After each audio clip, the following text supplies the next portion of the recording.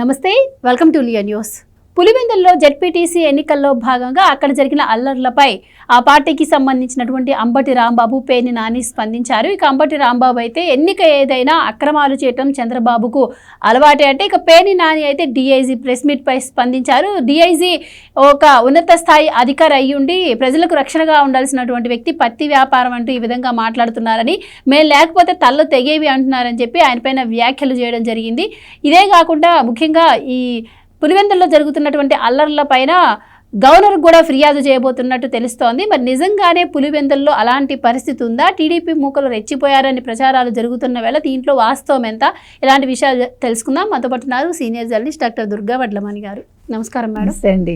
So ఈ పులివెందుల్లో నిన్నటి నుంచి జెడ్పీటీసీ నామినేషన్ ప్రక్రియ ప్రారంభమైన నేపథ్యంలో గొడవలు జరిగాయని చెప్పి హడావుడి చేస్తుంది వైసీపీ. అంటే టీడీపీ ఓడిపోతుందన్న భయంతోనే మా పైన ఈ దాడులు చేస్తున్నా అంటున్నారు. కానీ ఇదే అంశానికి సంబంధించి ఈరోజు సునీత గారు కూడా బయటకు వచ్చి మాట్లాడటం జరిగింది. మా తండ్రి గారు చనిపోయినప్పుడు ఎలాంటి పరిస్థితులు ఉన్నాయి, ఇప్పుడు కూడా అలాంటి పరిస్థితులే కనిపిస్తున్నాయని ఆవిడ చెప్తున్నారు. కానీ మరోపక్క అంబటి రాంబాబు గారేమో ఎన్నిక ఏదైనా కూడా చంద్రబాబు గారికి అక్రమాలు చేయడం అలవాటు అంటున్నారు. అసలు నిజంగా వాస్తవంగా పులివెందుల్లో పరిస్థితి ఎలా ఉందంటారు? అంటే ఇప్పుడు మీరు ఇందాక చెప్పిన డీజీపీ గారి మాటలు కనుక మనం వింటే ఎక్కడా కూడా ఆయన అనుచితంగా ఎక్కడ మాట్లాడలేదు. ఆయన చెప్పింది ఏంటంటే, మేము వైసీపీ వాళ్ళకి ఒక ఊర్లో మేము పర్మిషన్ ఇచ్చాము, టీడీపీ వాళ్ళకి ఒక ఊర్లో ఇచ్చాము, కానీ వైసీపీ వాళ్ళు మాకు ఇన్ఫామ్ చేయకుండా వేరే ఊరికి వెళ్ళి అక్కడ టీడీపీలో చేరిన ఒక కార్యకర్త దగ్గరికి వెళ్ళి వాళ్ళ ఇంటి దగ్గర మరి ఏం మాట్లాడారో మనకు తెలియదు. అంటే వాళ్ళని ఏమైనా దుర్భాషలాడారా లేకపోతే రెచ్చిపోయేలాగా ఏదైనా మాట్లాడారో తెలీదు. సో దాన్ని బేస్ చేసుకుని అక్కడ గొడవ జరిగింది. కార్లు అవి ధ్వంసం అయ్యాయి కానీ పెద్దగా దెబ్బలు తగలలేదు అన్నాడు ఆయన. ఇక్కడ పత్తి వ్యాపారం అనే పదం ఆయన వాడినట్టు ఎక్కడ మనకి వీడియోలో కనిపించలేదు, వినిపించలేదు. నెంబర్ 1. నెంబర్ 2, ఇవాళ ఏదైతే సాక్షి మాట్లాడుతోందో, ఏదైతే ఇంకొక శాటిలైట్ ఛానల్ వాళ్ళు మాట్లాడుతున్నారో, వీళ్ళందరూ కూడా యూట్యూబ్ని మించిపోయి టైటిల్స్ పెడుతున్నారు. యూట్యూబ్స్ని మించిపోయి వ్యూస్ కోసం కావచ్చు, లైక్స్ కోసం కావచ్చు వాళ్ళు పెడుతున్నారు. ఇవన్నీ కూడా థంబ్నెయిల్స్ అని మనకు అనిపిస్తుంది. ఎందుకంటే లోపల ఉండే కంటెంట్కి వాళ్ళు మాట్లాడుతున్న దానికి ఎక్కడ పొంతన లేదు. ఎక్కడ డీజీపీ ఎవరిని కూడా కించపరుస్తూ కానీ మరొకటి కానీ మాట్లాడలేదు. మీరెవరూ కూడా అక్కడ లేరు పోలీసులు అంటే, మేము ఉండబట్టే అక్కడ తలలు తెగలేదు అన్నాడు ఆయన. అంతే. అది పులివెందుల భాషే, అదేమి కొత్తగా ఆయన మాట్లాడిన భాష కాదని మనకు అనిపిస్తుంది. ఇంకా సౌమ్యంగా మాట్లాడాడేమో చెప్పాలంటే. ఎందుకంటే విశాల్ గున్ని, ఆంజనేయులు గారు ఇలాంటి వాళ్ళు, కాంతిరాణ తాత లాంటి వాళ్ళు, మరి వాళ్ళు చేసిన పనుల ముందు ఈయన మాట్లాడిన మాట ఒక లెక్క చెప్పండి మీరు. ఒక నటిని ఆ విధంగా చేసి 18 రోజుల అమ్మాయిని బంధించి శారీరకంగా మానసికంగా టార్చర్ చేసి, అసలు వీళ్ళ హయాంలో వీళ్ళు చేసిన అట్రాసిటీస్ కావచ్చు, పోలీసులు మాట్లాడిన మాటలు కావచ్చు, లేకపోతే అడుగడుగున అడ్డంకులు సృష్టించడం కావచ్చు, అటు చంద్రబాబు నాయుడు గారికి కావచ్చు, ఇటు లోకేష్ గారికి కానీ, అటు పవన్ కళ్యాణ్ గారికి కానీ, మహిళలకు కానీ అందరినీ ఇబ్బంది పెట్టారు కదా. అంటే మనం ఎందుకు చెప్తున్నామంటే, అసలు పోలీసులు ఎలా ఉండాలో మరి వైసీపీ హయాంలో నేర్చుకోవాలి అంటే, ఇవాళ పోలీసులు అంటే డీఐజీ ప్రవీణ్ లాంటి వాళ్ళు ఇంత సౌమ్యంగా మాట్లాడకూడదు అప్పుడు వాళ్ళ లెక్క ప్రకారం. అంటే ఆయన మామూలుగా అడిగిన దానికి సమాధానం చెప్పారు. ఇంకేందుకంటే మేము ఏం చేస్తామండి, మేము వద్దంటే వెళ్ళారు వాళ్ళు, మేము పర్మిషన్ అంటే పర్మిషన్ ఇవ్వని చోటకి వెళ్ళటం అంటే అదే కదా, చెప్పకుండా వెళ్ళటము. అయినా కూడా మా వాళ్ళు వెళ్ళారు అప్పటికే అని చెప్తున్నాడు ఆయన. గొడవలు జరగడం ఎప్పుడైతే మొదలైందో అప్పుడు పోలీసులు పరిగెడతారు కదండి అక్కడికి. అంటే వీళ్ళు ఇప్పుడు పులివెందుల్లో తెలుగుదేశం ఓడిపోతుంది కాబట్టి ఈ రకంగా చేశారని వీళ్ళు అంటున్నారు కదా. ఇవాళ వైసీపీ ఓడిపోతుందనే భయంతో ఇన్ని చేస్తున్నారు. ఇప్పుడు అతనికి దెబ్బలు తగిలాయి, అతనికి కొట్టారు. ఎవడు కొట్టాడు? కొట్టినవాడు కూడా మీవాడే. అదే చెప్తున్నారు. ఇవాళ డీఐజీ గారు మాట్లాడిన దాంట్లో పార్టీలు మారుతారు కదండి, మారిన దాంట్లో వైసీపీ నుంచి తెలుగుదేశానికి వెళ్ళిన వాళ్ళు ఉండొచ్చు, వాళ్ళకి వీళ్ళకి గొడవ అయ్యి వాళ్ళు కొట్టుకున్నారు. అంటే ఏకపార్టీనే ఒక రకంగా. ఇప్పుడు ఇందులోకి వచ్చాడు కాబట్టి అతను ఏదో అనుంటారు, వ్యక్తిగతంగా దూషించుంటారు. వీళ్ళకి ఆడవాళ్ళని దూషించడం అలవాటు కదా, కుటుంబ సభ్యులను ఏదైనా అనుంటారు. కోపం రాదా? ఇప్పుడు ఇంటికి వచ్చి నా భార్యనో పిల్లలనో అంటే ఊరుకుంటారా వాళ్ళు? తిరగబడతారు. అది మీరు నేర్పిన విద్య, దానికి ఎవడేం చేస్తాడు? అందులో వైసీపీ నుంచి వచ్చిన వాడు అసలు ఊరుకుంటాడా? అయితే అసలు పులివెందులలో అక్కడ వాళ్ళపైన దాడి చేసే అంత అంత ఇది ఉంటుందంటారా? వాళ్ళపైన దాడులు చేయగలిగేంత ధైర్యం ఉంటుందంటారా? పులివెందుల జగన్మోహన్ రెడ్డి గారు అడ్డా అంటారు కదా, అసలు మరి అది నిజమని అనుకోవడానికి కూడా ఈరోజు మరి సునీత గారు బయటకు వచ్చి మాట్లాడారు. సో మీరు కూడా వినే ఉంటారు, ఆవిడ ప్రెస్ మీట్ చూసే ఉంటారు. నాన్నగారు చనిపోయిన రోజులు గుర్తొస్తున్నాయి అని చెప్పి కూడా ఆవిడ అన్నారు. సో మరి వాళ్ళ వాదనని ఎంతవరకు నమ్మొచ్చు అంటారు? మీరు చెప్పింది కరెక్ట్ అండి, మంచి ప్రశ్న అది.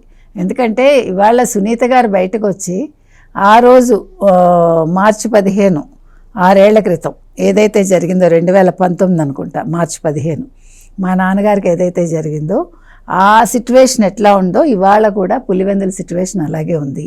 అంటే భయానకంగా ఉంది. 2019 మార్చి 15 రోజు మా నాన్నగారు చనిపోతే మొత్తం ఆనవాళ్ళన్నీ తుడిచేశారు.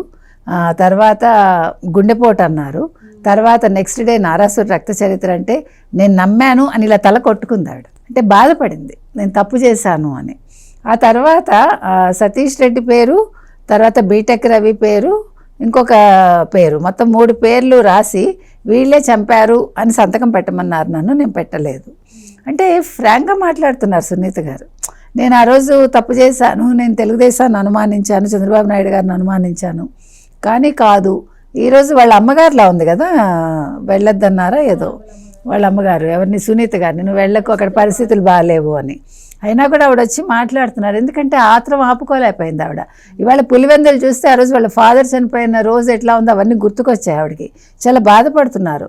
ఇంకొకటి, నాకు నమ్మకం ఉంది ఖచ్చితంగా న్యాయం గెలుస్తుంది అని కూడా అన్నారు ఆవిడ ఇవాళ. అంటే మా నాన్నగారు ఆత్మకు శాంతి చేకూరుతుంది అన్నట్టుగా మాట్లాడారు. ఆ తర్వాత మీరు అన్నట్టుగా ఇవాళ పులివెందుల్లో ఒక టీడీపీ వాళ్ళు తిరగబడే స్థాయి ఉందా అని మీరు అడిగారు. ఎగ్జాక్ట్లీ లేదు. ఎందుకంటే పులివెందుల మరి మీ అడ్డా కాబట్టి, ఒకవేళ జగన్మోహన్ రెడ్డిదే పులివెందుల అనుకుంటే ఖచ్చితంగా వైసీపీ వాళ్ళ ముందు టీడీపీ వాళ్ళు ఏమీ చేయలేరు.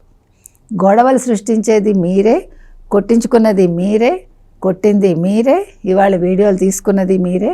ఇవాళ అంబటి రాంబాబు ప్రెస్ మీట్ పెట్టినా, పేర్ని నాని ప్రెస్ మీట్ పెట్టినా, మీరందరూ గవర్నర్ దగ్గరికి వెళ్ళినా కూడా నిజాలు ఇవే ఉంటాయి. ఎందుకంటే మీ అడ్డా అనుకున్నప్పుడు మీ అడ్డాలో తెలుగుదేశం వాళ్ళు వచ్చి చేసే అవకాశం ఉందా? ఇప్పుడు ఈ కొట్టుకున్నది కూడా ఇందాక ప్రవీణ్ గారు చెప్పినట్టు ఆయన ఒక మాట అన్నారు.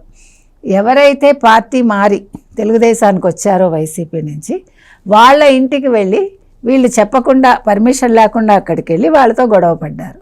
కాబట్టి ఒకవేళ కొట్టుంటే కొట్టినవాడు నిన్న వైసీపీ నుంచి వచ్చిన వాడే, దెబ్బలు తిన్నవాడు వైసీపీ వాడే. కాబట్టి ఇక్కడ తెలుగుదేశం వాళ్ళంటూ ఎవరూ లేరు. మీకు అర్థమైంది ఆ పాయింట్.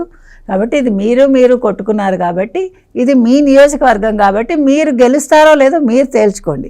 తెలుగుదేశం గెలుస్తుందా ఓడిపోతుందా కాదు ఇక్కడ కావాల్సింది. గతంలో ఏంటంటే అసలు పులివెందుల్లో ఎదురు లేకుండా ఉండేది. లాస్ట్ టైం కూడా ఏకగ్రీవం చేసుకున్నారు అని చెప్పి మనం విన్నాం కదా, కానీ ఈసారి అలాంటి పరిస్థితి లేదు.